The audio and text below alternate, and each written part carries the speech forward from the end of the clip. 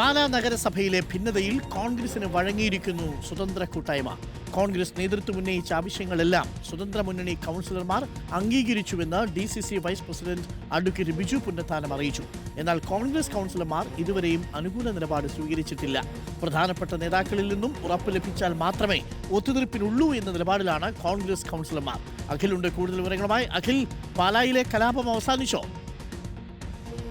Doctor Arunkumar, ഒരു പരിധിവരെ അവസാനിച്ചു എന്ന് പറയാൻ സാധിക്കും. പക്ഷെ ഇതിൽ ഏറ്റവും പ്രധാനപ്പെട്ട കാര്യം എന്ന് പറയുന്നത് പൂർണ്ണമാവണമെങ്കിൽ ഇത്തരത്തിൽ കൗൺസിലർമാർ ഇതിൽ അനുകൂലമായ നിലപാട് സ്വീകരിക്കണം എന്നുള്ളത് തന്നെയാണ് ഏറ്റവും പ്രധാനപ്പെട്ട കാര്യം എന്ന് പറയുന്നത്. എന്തായാലും ഇപ്പോൾ പകുതി ആശ്വാസമായിരുന്നു പറയാൻ സാധിക്കും. ഇതിൽ പ്രധാനമായും ഇവർ മുന്നോട്ട് വെച്ചിരുന്ന ആവശ്യമെന്ന് പറഞ്ഞാൽ നിലവിൽ ഇനിയുള്ള ആദ്യത്തെ 6 മാസം കഴിഞ്ഞാൽ വരുന്ന 2.5 വർഷത്തോളം വരുന്ന കാലയളവിൽ വൈസ് ചെയർപേഴ്സൺ സ്ഥാനം സ്വന്തമാക്കാനൊക്കെയാണ്. അത് ഈ ആദ്യഘട്ടത്തിൽ ഉണ്ടാവില്ല എന്നതാണ്. അതിൽ നിന്നും അവർ പുറകോട്ട് പോകുന്നു.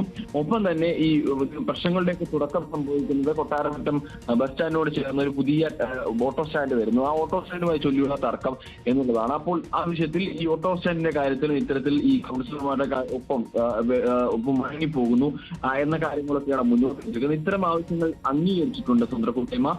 പക്ഷേ ഈ കാര്യങ്ങൾ അംഗീകരിച്ചത് മാത്രം ഒത്തുതീർപ്പിനുള്ള കാരണമായി നിലവിൽ കൗൺസിലർമാർ കരുതിയിട്ടില്ല. അല്ലെങ്കിൽ ആദ്യഘട്ടത്തിൽ, അതായത് ഉച്ചയോടുകൂടി തന്നെ ഇത്തരം ഈ വിഷയങ്ങൾ ഇവരുടെ സ്വന്തമായിട്ട് അംഗീകരിച്ച കാര്യങ്ങളും നേതൃത്വം അറിയിച്ചിരുന്നു. പക്ഷെ അതിൽ കൗൺസിലർമാർ വഴങ്ങിയിട്ടില്ല എന്നുള്ളത് തന്നെയാണ്.